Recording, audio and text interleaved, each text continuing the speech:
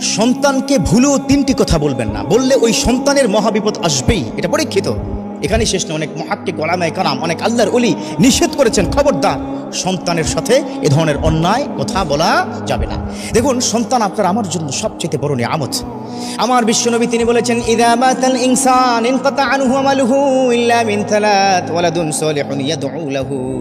যখন দুনিয়া ছেড়ে কোনো মানুষ চলে যায়, তখন ওই সন্তানটা ছাড়া তার আর কিচ্ছু থাকে না। তিনটা জিনিস জীবিত থাকে, তিনটা জিনিস চলমান থাকে। এক নম্বর হচ্ছে নেককার সন্তান, যে সন্তান তার জন্য দোয়া করবে। তো সেই সন্তানকে আপনি তিনটা কথা বলে তার কপালে মহাবিপদ ডেকে আনবেন, এটা কি হয়?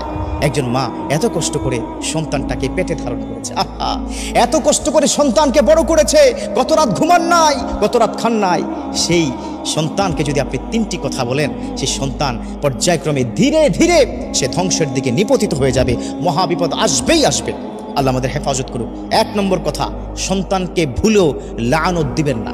আমাদের মা বোনদের কিন্তু এই স্বভাবটা আছে। আজকে থেকে আপনারা গিয়া মা বোনদেরকে বুঝাবেন, খবরদার এটা করবে না।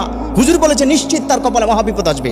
কারণ রেদার রব্বি ফি রেদাল ওয়ালিদ, সাখাতার রব্বি ফি সাখাতাল ওয়ালিদ। আমার বিশ্বনবী তিনি কি বলে দিয়েছেন, পিতামাতার সন্তুষ্টি হচ্ছে আল্লাহর সন্তুষ্টি, আর পিতামাতার অসন্তুষ্টি হচ্ছে আল্লাহর সন্তুষ্টি। আপনি অসন্তুষ্ট হয়তো রাগ করে, বা সে কোনো বেয়াদবি কি করে ফেলেছে, অথবা আপনার সামনে মিসবিহেভ করে ফেলেছে, তারপরে যদি আপনি তাকে বলেন, এই পোলাডারে জন্ম দিয়াই ভুল করছি, আছে না নাই, সমাজে আছে না এই কথা বলে, আহারে এই পোলাটা কেন যে হইল, আমার কপাল পোড়া, এত মানুষ মরে, এই পোলা কি মরে না কেন? নাউজুবিল্লাহ, একটা কথা বলে ফেলেছেন, আল্লাহ পর্যন্ত কিন্তু পৌঁছে যাবে। সারা জীবন কান্না করবেন, কাজ হবে না।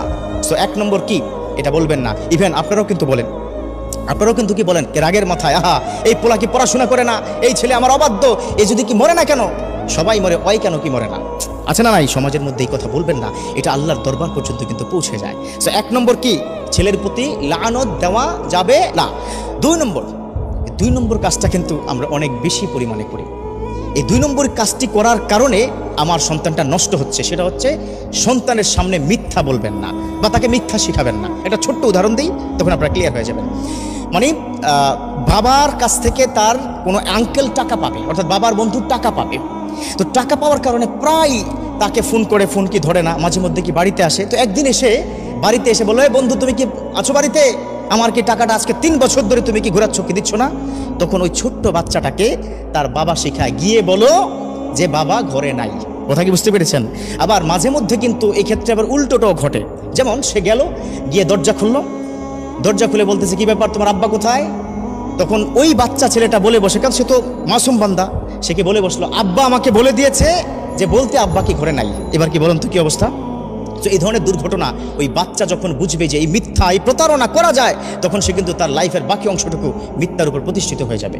একবার ওই সন্তানের সামনে যদি আপনি একবার মিথ্যা বলতে পারেন, আর মিথ্যাটা যদি আপনি সত্য মনে করে বলেন, তাহলে তার কপালে মহা বিপদ আসবে, কারণ এই সন্তানটা বিপথে যেতে দেরি হবে না।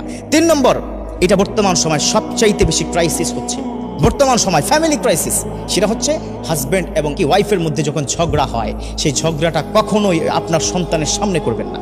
যদি করেন, আপনার প্রতি অশ্রদ্ধা, আপনার প্রতি ভালোবাসা তার কমে যাবে, আপনার প্রতি যে তার সম্মানটুকু ছিল সেটা নষ্ট হয়ে যাবে।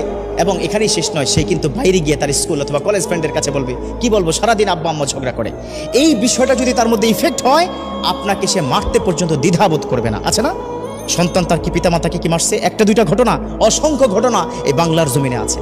অতএব এই সন্তানের সামনে 3টা জিনিস। 1 নম্বর হচ্ছে সন্তানকে লানত করবেন না, তাহলে কপাল কিন্তু তার খারাপ হয়ে যাবে, খবরদার, তখন কান্না করেও শেষ করতে পারবেন না। 2 নম্বর হচ্ছে সন্তানের সামনে মিথ্যা বলবেন না, আসিদকু ইউযি ওয়াল কিযবু ইহলিক। এই মিথ্যাটা মানুষকে ধ্বংস করে দেয়, সে ধ্বংসের পথে তাকে ডেকে নেবেন না। 3 নম্বর হচ্ছে তার সামনে ঝগড়া করবেন না। ঝগড়া যদি করতেই হয়, তাকে বাইরে ড্রয়িং রুমে অথবা ডাইনিং রুমে রেখে দরজা লাগিয়ে কি ঝগড়া করবেন, কোনো অসুবিধা নেই। এই 3টে জিনিস পারলে জীবনের থেকে ছেড়ে দেন। লানত দেওয়া জীবনের চরে আপনি ছেড়ে দিবেন, মিথ্যা বলা আপনি ছেড়ে দেন, ঝগড়া করা আপনি ছেড়ে দেন। আপনার ঘরের মধ্যে দেখবেন সুখ, শান্তি, রহমত, বৃষ্টির মতো সাকিনা আপনার ঘরের মধ্যে নাজিল করবে আল্লাহ পাক। সুখময় একটা জীবন আপনাকে দিবে। আল্লাহ আমাদের প্রত্যেককে বুঝার এবং মানার তৌফিক দান করুন, আমিন।